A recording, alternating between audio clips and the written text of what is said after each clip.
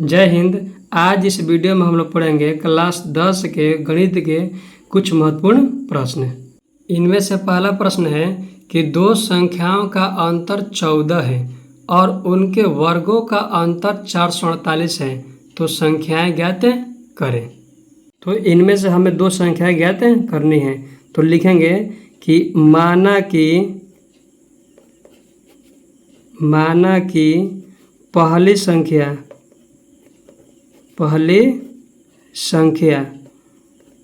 Equal to x मान लेंगे और ये है दूसरी संख्या, तो दूसरी संख्या को हम y मान लेंगे। ठीक, तो प्रश्न कर रहा है कि दो संख्याओं का अंतर 14 है। तो दो संख्याओं का अंतर 14 है तो अंतर मतलब होता है घटाव। अगर योग कहेगा तो प्लस में, अंतर कहेगा तो माइनस में। तो दो संख्याओं का अंतर 14 है तो x माइनस वाई बराबर 14। अंतर कह रहा है तो माइनस, अगर योग कहता तो प्लस कर देते। तो इनको मानेंगे समीकरण नंबर फर्स्ट। और आगे है कि उनके वर्गों का अंतर 448 है। तो कहने करते हैं कि पहली संख्या का वर्ग और दूसरी संख्या का वर्ग, दोनों के वर्गों का जो अंतर है वो दिया है 448 है। तो हमें संख्याएं ज्ञात करना है। तो अब देखिए इसको हल करेंगे। यहाँ पर x माइनस वाई बराबर 14 समीकरण फर्स्ट है। यहाँ x square minus y square है। तो एक सूत्र होता है, आप लोग पढ़े होंगे कि a square minus b square. इसका सूत्र होता है a plus b into a minus b. तो यहाँ पर जो है इसी का स्थान पर हम रख लेंगे।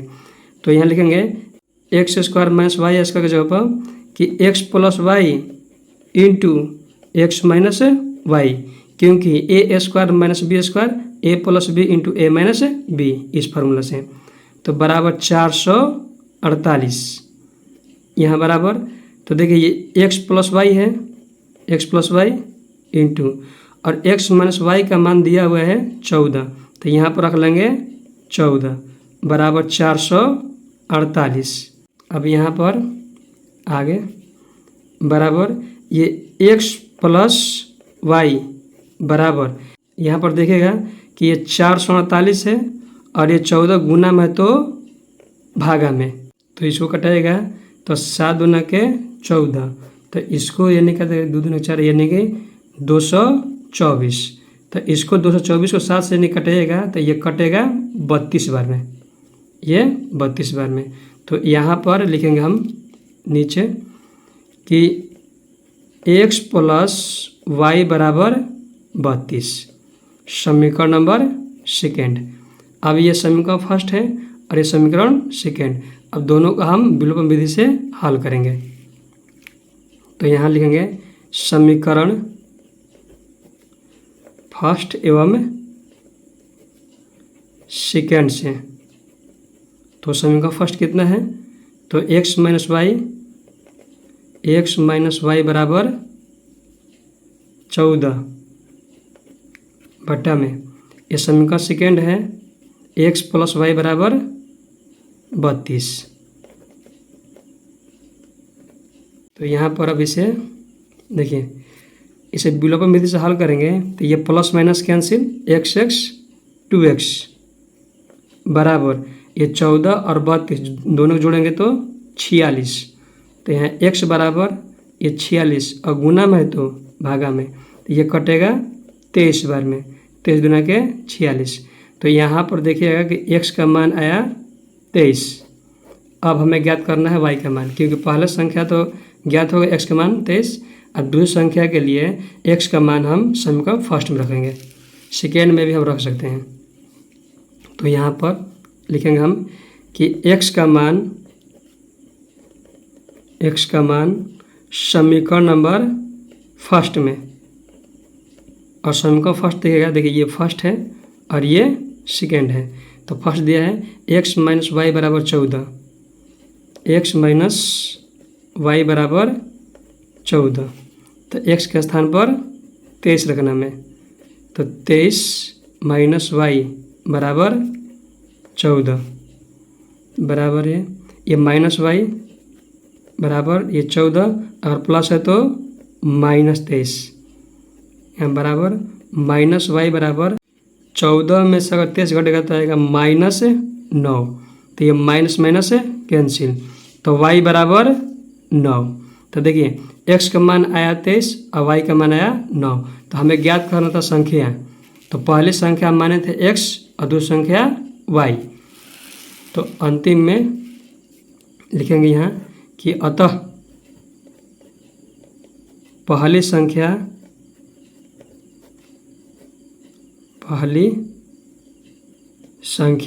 तो पहली संख्या को हम x माने थे और x का मान कितना है यहाँ देखिए 23, तो पहली संख्या 23 और इसके बाद दूसरी संख्या और दूसरी संख्या को हम माने थे y, तो y बराबर 9। तो यहाँ आ गया पहले संख्या 23 और दूसरी संख्या 9, यही होगा आंसर। देखिए आप इसे जांच भी सकते हैं, यहाँ x का मान यानी पहले संख्या 23 और दूसरी संख्या 9 है कि प्रश्न में दिया हुआ है कि दो संख्याओं का अंतर 14 है, तो आप 23 में से 9 घटाइएगा तो 14 होगा, और अगर आप 23 के स्क्वायर में से 9 का स्क्वायर घटाइएगा तो देख लीजिएगा आप कि 448 ही आएगा। तो पहली संख्या 23 और दूसरी संख्या 9, यही होगा आंसर।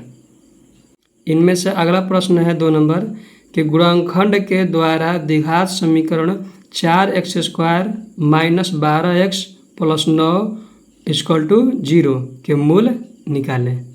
देखिए दिया हुआ है द्विघात समीकरण कि 4x² - 12x + 9 = 0। तो इसका हमें मूल ज्ञात करना है और वो भी गुणनखंड विधि द्वारा। तो देखिए मूल ज्ञात करने के लिए 2 विधि हैं, एक गुणनखंड विधि द्वारा और एक है मूल सूत्र द्वारा। तो मूल सूत्र का फॉर्मूला आप पढ़ेंगे कि -b + -√d/2 है। वो जो प्रश्न है विवेचक द्वारा बनाते हैं, लेकिन ये जो है गुणनखंड विधि द्वारा बनाएंगे। तो गुणनखंड विधि में नियम होता है कि जो शुरू में है शुरुआत में और जो अंतिम में है दोनों साथे गुणा करते हैं। तो यहाँ देखिए ये 4 है और ये 9 है, तो दोनों से गुना होगा तो 9 चौके 36, 9 चौके 36। अब 36 को ऐसे 2 भाग में बांटेंगे कि गुना करने पर 36 है और यहाँ प्लस है तो जोड़ने पर 12 है। तो देखिए 6 मतलब 2 संख्या है, 6 दोनों से गुना होगा तो 36 और ये माइनस माइनस कर देंगे तो 6 दूना के 12, माइनस माइनस प्लस, लेकिन चिन्ह रहेगा माइनस के। तो देखिए इसको सोल्व करते हैं, ये बराबर ये 4x² और ये -12x की जगह पर रखेंगे -6 तो -6x + 9 = 0। यहाँ बराबर इन दोनों में देखिए क्या कॉमन है, तो 2x तो बचेगा 2x - 3 क्योंकि 2 दूना के 4 x² प्लस माइनस 3 दूना के 6x। अब इन दोनों में क्या कॉमन है, तो -3 कॉमन है, तो यहाँ बचेगा 2x - 3 = 0 क्योंकि 3 दूना के 6 माइनस माइनस प्लस, ये 3 के 9। और एक गुणनखंड का ये नियम होता है कि इन दोनों जो इंटू में है इन दोनों का मान हमेशा बराबर होना चाहिए, अगर बराबर है तो समझ लीजिए कि सही है। तो यहाँ पर लिख लेंगे 2x - 3, दोनों में से एक लिख लेंगे और फिर इसके बाद इसको लिख लेते हैं।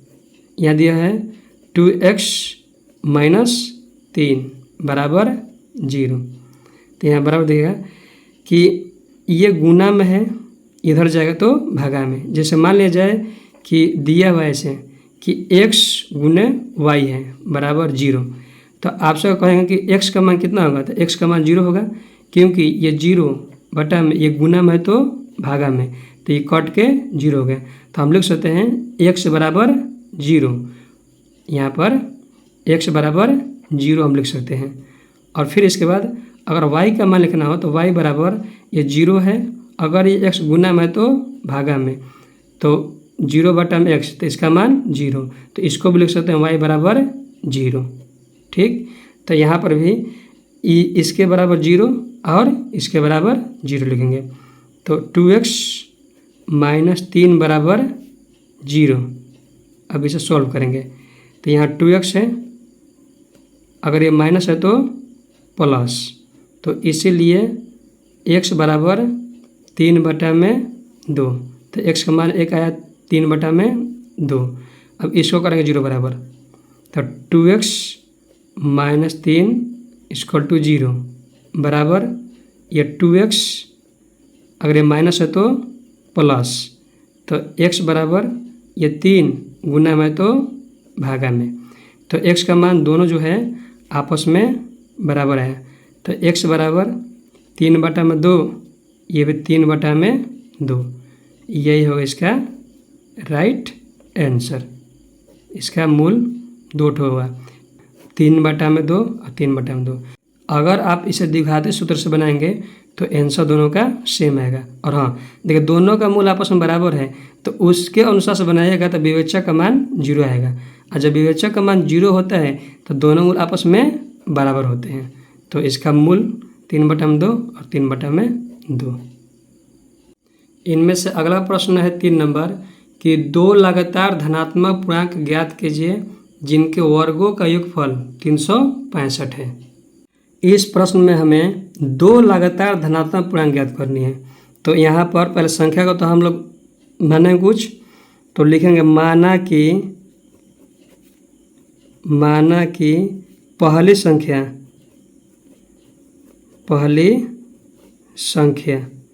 तो पहली संख्या मानेंगे x और दूसरी संख्या, तो दूसरी संख्या का मानेंगे हम x +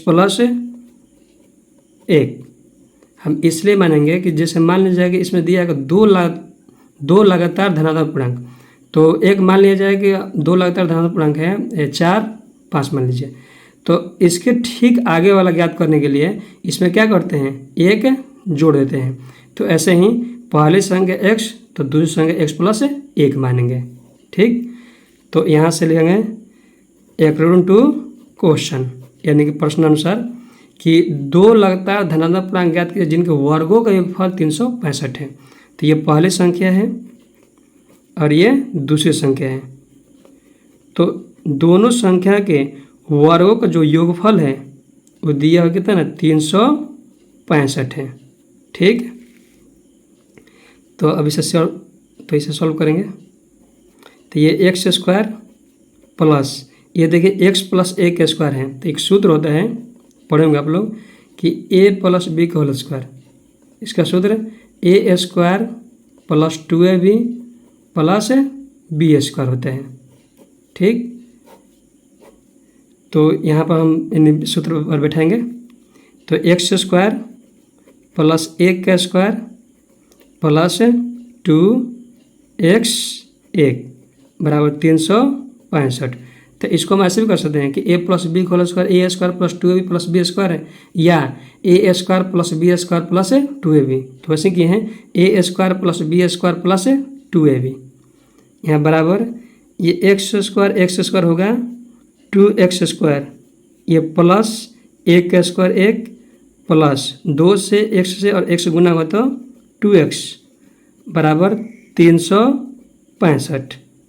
यहाँ बराबर 2x² प्लस 2x, ये प्लस 1 है, अगर प्लस में 365 है बराबर किस टाइप, तो यहाँ आएगा तो माइनस में 365 होगा इक्वल टू 0। यहाँ बराबर 2x² प्लस 2x, देखिए ये प्लस माइनस माइनस होते हैं, तो 365 में से अगर 1 घटेगा तो होगा 364, लेकिन यहाँ प्लस होगा माइनस, तो देखिए दोनों में से किसका मान बड़ा है, तो 365 जो है बड़ा है, तो इसके आगे क्या है माइनस, तो इसलिए ये होगा माइनस बराबर 0। अब इसे देखिए इन तीनों में क्या चीज़ कॉमन है, देखिए 2 2, तो ये 2 से भी कट जाएगा, तो इसलिए 2 कॉमन है, तो लिखेंगे x² प्लस यानी कि x माइनस 364 को अगर आप 2 से भाग कीजिएगा तो होगा 182 बराबर 0।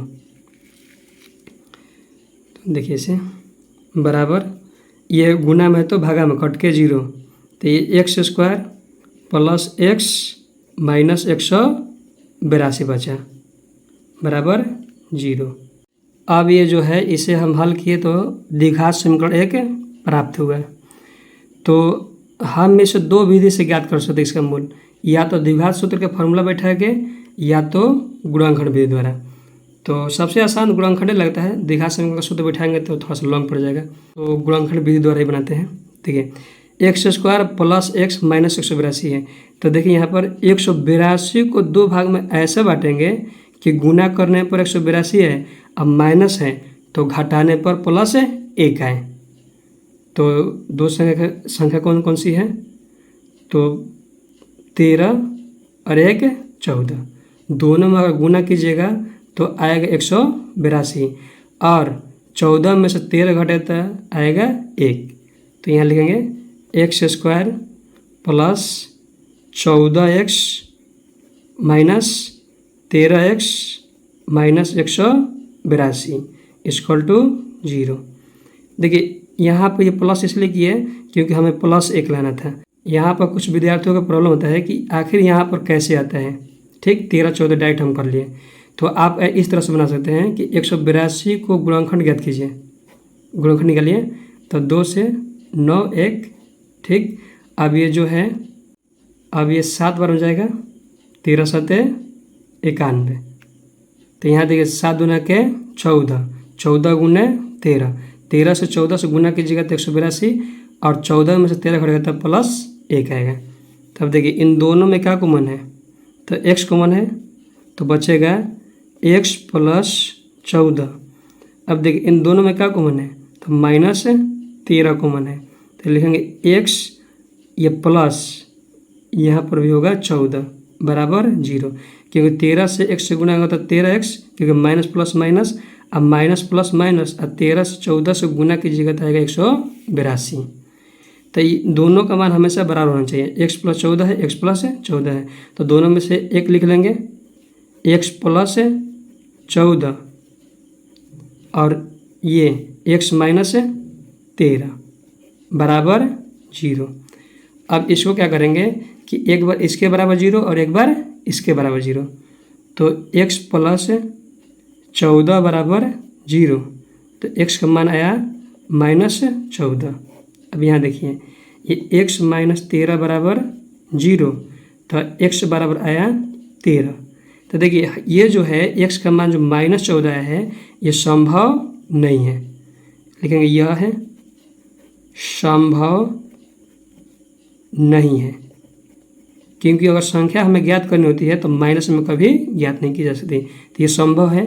तो इसीलिए राइट इसका जो x का मान आया वो 13 आया। तो इस यहाँ माने थे हम कि पहली संख्या x, तो मैंने कि पहली संख्या ज्ञात हो गया 13, अब दूसरी संख्या x प्लस 1। तो यहाँ लिखेंगे अतः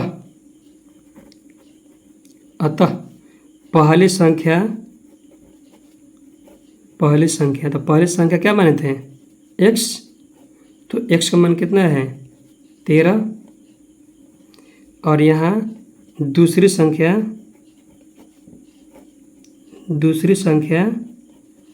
माने थे हम, देखिए यहाँ x प्लस 1, तो यहाँ लिख देंगे x प्लस 1। तो यहाँ बराबर देखिए x का मान है 13, यहाँ बराबर दे सकते हैं, तो ये 13 प्लस 1 बराबर 14, तो पहली संख्या 13 और दूसरी संख्या 14, यही होगा इसका आंसर। अब इस प्रश्न के अनुसार से आप जांच भी कर सकते हैं कि जैसे दिया है प्रश्न कि दो लगातार धनात्मक पूर्णांक ज्ञात कि जिनके वर्गों का योगफल 365 है, तो दोनों को वर्ग करके जोड़ दीजिएगा तो 365 आ जाएगा। इनमें से अगला प्रश्न है 4 नंबर कि समांतर श्रेणी -40 -15 10 35 डॉट डॉट डॉट का 10वां पद क्या होगा। इनमें से प्रश्न दिया हुआ है कि समांतर श्रेणी मतलब कि एपी अर्थमेटिक प्रोग्रेशन दिया है -40 -15 10 35 डॉट डॉट। तो इसी का हमें 10वां पद ज्ञात करना है। तो हमें कोई भी पद ज्ञात करने के लिए दो चीज़ों की आवश्यकता होती है, एक प्रथम पद और एक सारांतर। तो इसका सबसे पहले हम प्रथम पद ज्ञात करेंगे और इसके बाद सारांतर। तो इसमें प्रथम पद है -40, क्योंकि ये प्रथम पद है, ये द्वितीय, ये तृतीय, ये चतुर्थ। तो इसके बाद हम सारांतर ज्ञात करेंगे। तो सारांतर बराबर होता है A2 माइनस A1, यानी कि अगला पद माइनस पिछला पद। तो A2 का मान है -15, ये माइनस है तो माइनस, और A1 का मान है -40।